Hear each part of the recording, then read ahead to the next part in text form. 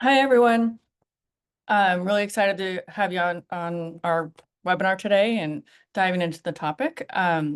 We've seen a lot of action around LinkedIn and individual profiles converting quite a bit for companies. And so as a result, we've decided we kind of put this together into a collective sort of takeaway for you. From profiles to pipeline, LinkedIn hacks for executives. Let me go ahead and introduce our keynote, so to speak, our guest speaker, Jared. Jared, can you tell us a little bit about yourself? Absolutely. Thanks, Courtney. Nice to meet everyone. In terms of myself, I like to call myself sort of like a LinkedIn brand strategist. I really came into the weeds of LinkedIn about one full year ago, and I started to see a lot of traction coming from especially executives on LinkedIn and how much in the B2B buyer space that this can really influence a lot of decisions. And so I knew that this was something that was continuing to build up. And so I really started to dive into LinkedIn more and more, build my own personal brand. And now I help other people build their own personal brands, whether it's an executive profile, a company page, so on and so forth there. So that's pretty much how I got into LinkedIn, where I'm at now. And it's a really exciting space to be in because it's continuing to grow every year, honestly, every month. It's just getting bigger and bigger with more people starting to take this platform seriously. So very excited to be here. Yeah, no, great to have you. Thanks for diving in with us. Without a doubt, I agree. The LinkedIn is not a nice to have. It's definitely a must have, and it actually ends up being very pivotal for early stage companies as people, utilize their existing network of folks and also are connected with people that are like-minded and understand their product and their business and the space that they're in. So as a result, let's discuss how that has changed our current journey. We've all seen a lot of pivots and a lot of changes in the last 5 years alone. I always say like people can come to you in all different ways and the journey isn't a straight line. But let's maybe touch a little bit more on how, it is at the end of the day, people buying from other people and it's an individual trust and connection, not just about the company brand, although that does bring trust as well. How does that actually look for you when you're in your day-to-day LinkedIn activities, Jared? Yeah, absolutely. I think the statement that you just said, people buy from people, not just brands, that's absolutely true. In my personal experience, people are looking for other real people to connect with, not necessarily just a company logo or a company mission statement. It's really about putting across that trust and familiarity with someone, especially in the B2B space, considering that deal lengths are significantly longer than a lot of other industries. And so people are really looking for people that they can trust, people that they know have done the work before and can replicate those same results for themselves too. So it's very important for people to have their own personal profiles on LinkedIn and really take advantage of that space because that's what people are craving a lot more than just more so generic kind of company pages that are taking a stance, but it's more at a corporate level. And so pretty much exact to that point. People buy from people. A lot of LinkedIn profile executives have more so generic profiles or they're outdated, and it's not something that they take a lot of time and effort into, and they just see it as, oh, well, it's sort of my resume, it's my job experience, but it's not really about that anymore. It's a lot more about positioning yourself and being able to show yourself in front of your potential leads and prospects because they're going to be checking out your profile. They're going to see what type of service you have. They're going to see if you're credible enough for their investment to start working with you. And so really taking advantage of the profile that you have, the existing connections that you have in your network and really utilizing it to the most. And so that's why I'm really excited to be talking about this today, because just from the stance on a personal profile, it's incredibly important nowadays to make sure that things are all lined up and optimized. Right, right, absolutely. Couldn't agree more. The individual profile actually really sets up those executives to be thought leaders. And from there, tying that to the actual company that executive is a part of makes a big difference. And as a result, actually take a step back, and that's where I found myself as well in LinkedIn, trying to reflect a lot of what my company does, Expert Marketing Advisors, across my own personal profile. But it was tedious and a lot, and we've got over 20,000 followers and a lot of messages coming in and just really something that I would set 30 minutes a day aside for and still found myself underwater trying to keep up with it. And that's how Jared came to us. So just maybe touch on how you impacted my own profile in the company. EMA has been getting conversions as a result. Yeah, absolutely. So, in terms of when we first met, I was taking a look at your profile, seeing the current state of where things at. You already had a great foundation with a significant following and a really good brand behind you that does great work. And so I was really keen on making sure that you utilize that to its utmost and being able to position your profile to support your brand because again, like we said in the last slide, people buy from people and your personal profile positions you as a thought leader. And so making sure that we can take your profile and optimize it to really support everything in that sense. That was why I was really excited to approach you about this opportunity.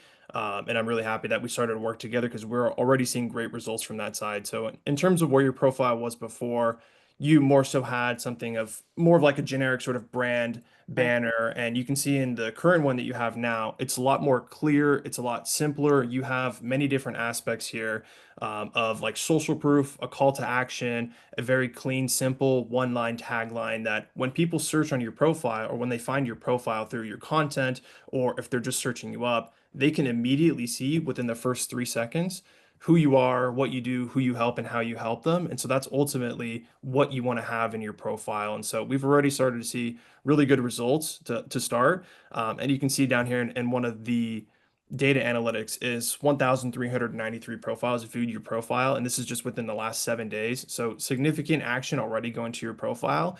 And you never know that just because of the B2B cycle is so long, you never know who's going to actually end up seeing your profile. And a few months later, they're going to continue to remember your name. They're going to continue to remember the posts that you put across and the authority that you have in this space and be like, hey, I really trust this person. I really trust the information that they're putting out. And you build that familiarity so that when they are actually ready to make a purchase, you're going to be the first name that pops up. And so that's why it's super important. And yeah, I'm really excited about the results so far.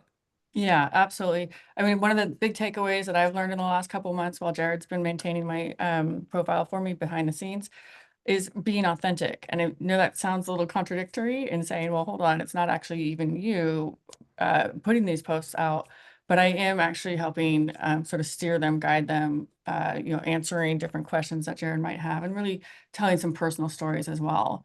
Which I think, in the era of AI, that's a big standout. Folks don't want something automated from an individual, and from a sales point of view, they want that personal relationship.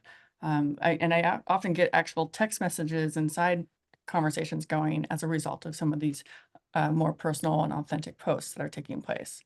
So, anyways, let me move forward. I can go down a rabbit hole with that.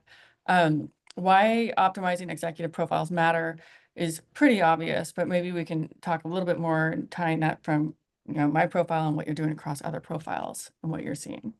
Yeah, absolutely. So I've really boiled this down to three main points here: credibility, relevance, and engagement. So, talking specifically about credibility first, you really want to have that clear, updated experience and strategic headline. And that's because, again, when people are looking through your profile, they're not just scrolling aimlessly trying to see, oh, this person's cool. They're trying to see, hey, what does this person do? What kind of work have they done before?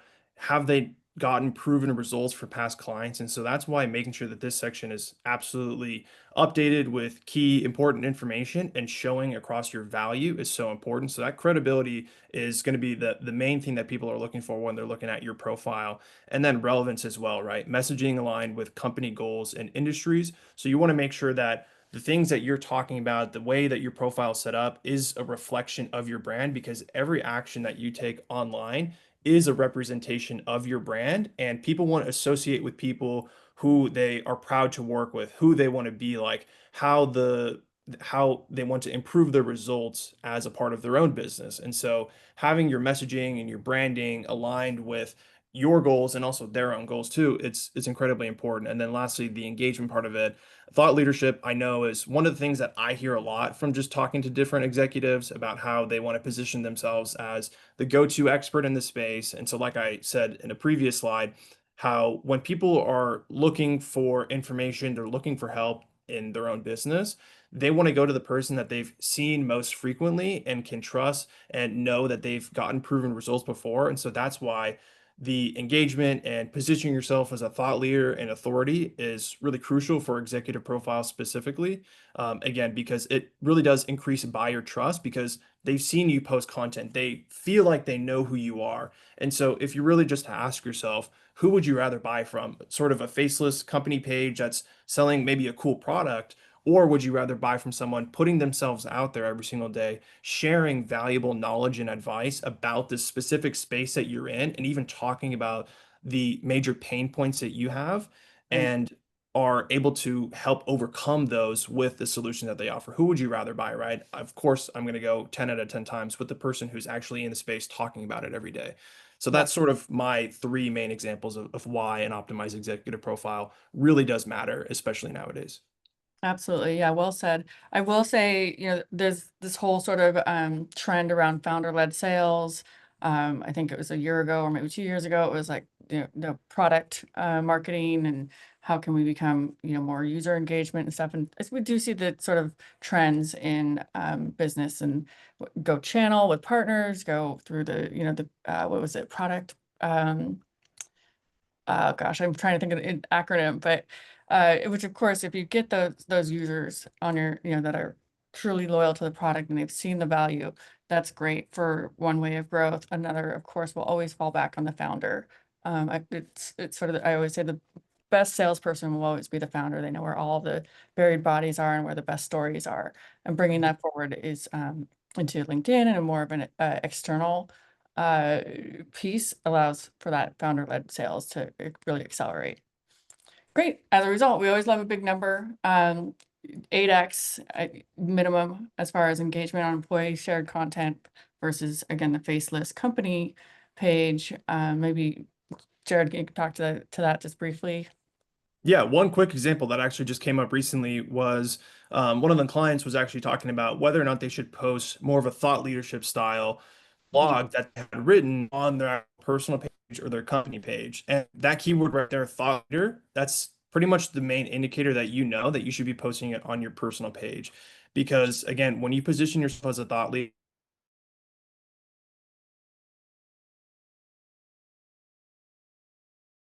because again, people just trust information coming from an actual human that they can see than just a company page. You don't really behind, you don't answer, they just putting something out there. It just feels a lot more authentic and genuine coming from the real person itself. And one cool thing about LinkedIn too is that you can also just repost that post onto your actual company page. So you're Right. pretty much killing two birds with one stone, but you get significantly more reach on your personal page and can still reap the benefits on the company page too. So that's just a really quick example that happened really recently. Yeah, I think that's a great example because I can recall in the past few years or whatnot, we would post things on our company page or other folks, clients that we were supporting on the company page, and then have the employees engage with it from there. And this is actually saying do the reverse, post from the individual page and that executive profile, and then have the company page support that, employees support that page from that end. So it's kind of a reverse from our normal sort of understanding. Oops, let me go into here. Oh, bear with me. Um, what we were trying to do was a tick box here, and it looks like I've got an older version. Bear with, I'm just gonna refresh this and see if we got the next one going. Oh, there we go. Thank you. It's beautiful, amazing. Michelle supporting us in the back. So what we wanted to just make really clear, there is a difference between the individual profile and what you can do with it across LinkedIn versus what you can do with a company page, and just maybe talk to some of that here, Jared. Yeah, absolutely. So, in terms of a personal profile versus a company page, you can see that a lot of them have very much similarities between the two, but they are different in the sense of the amount of space that you can utilize and what you can actually put in there. So, both have a banner, but one on your personal page actually has significantly more space for you to work with versus the company page doesn't really have that much room. It's a lot smaller and tighter of a space. And so you can see the same thing here with profile picture. One's going to have significantly more trust because it's actually you on the screen versus just a company logo. You have a main tagline, headline. Both of them have that. Your personal page can be utilized a lot more efficiently, and it's not more so just taking a one line company stance, a dedicated about section. Both have that, but your personal profile is significantly more useful in terms of getting an actual message across rather than just more so, and this is what most people have, just a general company description of what you do and who you help, but it doesn't really go into depth. It doesn't really have that authenticity behind it. Same thing with the featured section. It's one of those things where you can really utilize your main call to actions, whether that's a Calendly link, a newsletter sign up, a webinar, for example, all that good stuff you can have in your featured section. And then really just with like company logo, company page description, like I said before, it's not something typically that is utilized a lot. And also on a company page too, you sort of have to navigate to another tab if you want to get the full details of the company page versus your personal profile. It's all on one page. It's all pretty much right at the top there. And so that's really like the main differences between an executive profile versus a company page and why personally the personal page is something you should optimize first. Yeah, makes total sense. So then let's get into the nitty gritty. Obviously, we're encouraging those individual executive profiles being leveraged. Where do we start with that? If we obviously we already have sort of the LinkedIn presence. Pretty much everybody does it nowadays, especially if in the world of B2B. But how do we really dive in to go from, optimizing individual profiles over to actual wins and conversions? And I mean, we all work for sales. What does that look like? Yeah, 100%. And this is one of the main questions that I get, just a part of my process is how do I start, right? And so the first place you have to start is always identifying who you're talking to, who you're creating content for, who you're optimizing your profile for. Because if you're not getting clear on who your audience is, then my thing that I like to say is if you're talking to everyone, you're talking to no one, right? So you have to get very clear on that because every single asset that you put out should reflect who you're going to be talking to, selling to, who you want to influence with your content. So getting clear on that is ultimately the first step. And then you really go into auditing. Okay, so now where's the baseline right now for my profile, my content strategy, my presence on LinkedIn? And so that's where you really go through audit what's good, what's bad, what needs improvement, and what can stay the same, right? And so that's going to be the next stage of how you get started. And then you go into actually executing that stuff with creating the content, actually rebranding your design on your profile and positioning yourself so that once you start creating content, you're taking advantage of everything that you've done in the research and the audit phase there. And then after that, then it goes into straight execution mode. And in terms of having consistent posts on a schedule that builds trust and familiarity. And then from there, you have an engagement strategy, a really good content strategy that typically the way that I like to approach it is you take your main ICP, which you found out from the identify stage, and you're sort of reverse engineering their biggest pain points and their problems. And then you're creating content that solve that in relation to the work that you do as your business. And so that's where it goes into really building that trust, that authority. And then over time, you'll start to receive more DMs, more messages, more one-offs, emails, stuff like that of like, hey, I really like the content that you're talking about. I'd like to explore working with you. And those are really the best messages that you can get because number one, it's inbound, so it really doesn't cost too much, right? And it also is a testament to the work that you're putting in of how, hey, this is really having a long-term impact of a brand. So that's sort of like my four-step playbook of how you go from beginner all the way up until execution and then reaping the rewards of that. Absolutely. Yeah. I think a big one, the ICP piece, a lot of B2B companies are targeting maybe two or three different ICPs, and really carving that out in that first stage and then bringing that full circle to content that speaks to those different ICPs makes a difference. So you may speak to a data scientist different than you would speak to an operations manager. Exactly. So that's where the posts kind of get divvied out. But it is important to really, we see that often. Honestly, it's a little overwhelming for me because I've maintained my LinkedIn over the years. I think I did a fairly good job on my own. However, when Jared dove in, it really just fine-tuned all those pieces. So for any of you on this call or on this webinar, it's worth taking a closer look at if you would like somebody to like of Jared's capacity to take a look at your profile and see what can be done. That would also, I would highly recommend that. Great. So I know this was one of those fast and furious ones, but I did want to make sure folks knew that Jared was a resource. He's an expert across really maintaining executive LinkedIn profiles and providing that support and getting those conversions, which we've seen just in my own working experience with Jared. So any QA or any final thoughts, the takeaways? I'm going to put you on the hot seat again, Jared. What would you say are those key takeaways from this? Yeah, so I think the key takeaways is really number one, get clear on who you're creating content for, who you're optimizing your profile for. That's ultimately what's going to bring the most results because you can do all of the rest of the stuff and you can have really good posts, they're formatted very well. But if you're not clear on who you're actually speaking to, then all of it is pretty much just going to go to waste because you're never going to build that one-to-one relationship with the audience that you're trying to build. So it's definitely getting clear on that first. And then number two, it's really just about executing the fundamentals. There's no crazy hacks, no crazy gimmicks that are going to get you to where you want to be. It's really just about taking the fundamentals and absolutely mastering them to the best of your ability. And that's just taking up the most real estate that you can. And every single piece that LinkedIn has to offer, you want to be able to utilize that and maximize that space.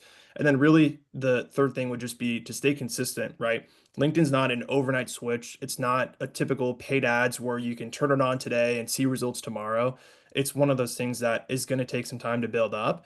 And that's just how it is with an organic audience. So you really need to stay consistent with this. And consistency doesn't mean posting 7 days a week. It could mean posting 2 days a week, every single week. That's staying consistent, right? You don't need to come out of the gate screaming and just go, hit the pedal to the metal. It's really just about sticking to a schedule that you set that works for you and just staying consistent with that. So those are like my three big takeaways from all of this.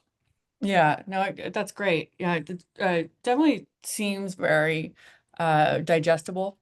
The authentic piece I would add, I've seen a lot of uptick when the personal stories are put in as well and weaved into the overall business outcomes. So an example, a personal story of my own was put out around just how I got my journey, how I got from, my earlier days and discovered marketing and where I am today and how that kind of came full circle into what I love and doing what I'm passionate for. And that those personal, not being afraid to tell those personal stories, I think is an important one as well. We do have a question, let me pull it up here. What about hashtags? What are your thoughts on hashtags? Use them for companies, use them for individuals? Question mark. Yeah, it's a great question. I honestly don't see value in using hashtags on LinkedIn because typically with hashtags, you use it to appear in, say, different forms, right? So on Instagram, people actually use that feature to search up different posts that are related to that hashtag. Whereas LinkedIn doesn't typically work like that.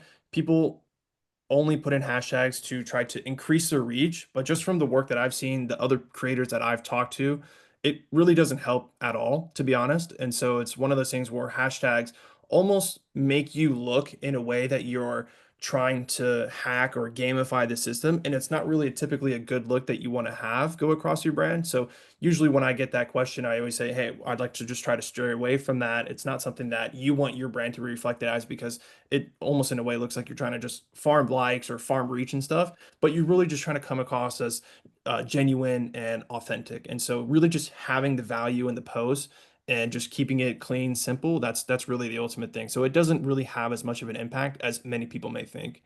And one thing I actually wanted to piggyback on you for is the last statement that you mentioned about the personal stories. It's one of those things too where I say there's value everywhere across LinkedIn. You can find most answers on Google or using ChatGPT nowadays. And so, what makes your content and your value that you're putting across actually something that people are going to take away? And that's going to be the personal stories that build up that trust and familiarity, right? Because you can put as much value as you want out there, but if nobody knows who you are and why they should trust you and the experience that you have and who you are actually as a person and they can relate to that, then they can just find that value somewhere else, right? So that's why the personal stories are very important. And I just wanted to make that quick piece. Yeah, no, that it definitely, is very specific. It's not something that you're going to find in a general, chat search or, across the larger information, but those individual stories are first and foremost your own and great to share to your point.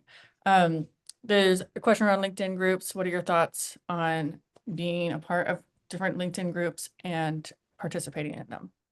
Yeah, good question. So I think LinkedIn groups are definitely a really good place to be in because some people only look at the feed from LinkedIn groups, right? They don't necessarily just look at the news feed, especially if you have a lot of connections. And nowadays I hear a lot of people talking about how the news feed is showing you posts that are 1 week, 2 weeks old, they're outdated, or the news feed is not recommending you things that you actually want to see and be a part of on your feed. And so that's where LinkedIn groups really comes into play. And so that's going to be curated for the group that you're in. And so a lot of people actually spend their time there. So if you are wanting to post on your actual profile, which is going to go to the main news feed, you can also double up on that and just send the same post because it'll very likely reach a significantly different amount of people Right. compared to the people who will actually see your post. So I think it's a really good tool to utilize. And especially for people that are just looking for other creators to interact with, LinkedIn groups is another great way to find those people because they're very similar to you. They're also looking for the same information. They're in this similar spot that you are, whether you're a CEO or a founder, and you're trying to connect with other founders and get other useful information. I think LinkedIn groups are a great asset to utilize. Yeah, yeah, no, good points. Yeah, I will say one of my, as I'm listening to you, it is easy to copy and paste or post from your own profile into those LinkedIn groups. So it's not all that time consuming. It's just having to do it with, you need to do it with intention. I got kind of tired of LinkedIn groups for a few years, and then I dove back into them just kind of more out of curiosity, like, oh, let's see if this makes a difference. And sure enough, we had an uptick in 24 to 48 hours as a result. So don't forget about those groups. We have a question around what would you say LinkedIn is critical to businesses that offer marketplaces where a business may match leads to over 5+ vendors or partners, more like the MSP space. And what would be best practices in this case from customizing the message and tying into your own personal stories? A little bit That's of a sorry, go ahead. It's just a little bit of a curveball because I actually haven't thought about the larger sort of partner marketplace ecosystems, but it's a great channel. It's a great revenue stream as well. So just any experience around that, Jared? Yeah, personally, I haven't necessarily worked in that space, but ultimately, I think it really does come back to the same fundamentals that we were talking about today. I've worked with people across various different industries, and it's something where every single time the message may change, the content may change, the people who you're talking to may change, but ultimately, it's still going to be around coming across as genuine with your content, having a really good strategy behind your engagement, who you're sending connection requests to, the profile that you have. That's really like the best answer that I can give because mastering those fundamentals with your profile and your content strategy is really what's going to take your existing profile and leverage it to its utmost. So it personally, in my experience, it doesn't matter necessarily what industry you're in. You can be a coach, you can be a founder of a B2B tech agency, you can be a yoga instructor. It doesn't matter which industry you're in. It's really just about nailing the fundamentals and executing that to its highest level. So I hope that helps. I know that it's sort of repetitive on what has been said already in here, but that's ultimately the advice that I give that has the most impact for the effort that you put into it. So Yeah, yeah, no, makes sense. Hopefully we answered those questions in depth. If you feel like you've got a few more or you want to reach out more individually and get Jared's support, by all means. We're right at time, so we're talking a little fast throughout this, but time flies. Thanks everyone for joining. Feel free to reach out again, and we'll have this recording available if anyone wants that as well. With that, I think we'll wrap it up, and thank you, Jared, so much for hosting, well, for being our keynote or being our guest speaker and putting you on the hot seat. Appreciate it. absolutely. Thanks for having me. I appreciate it. Great, thanks. See you.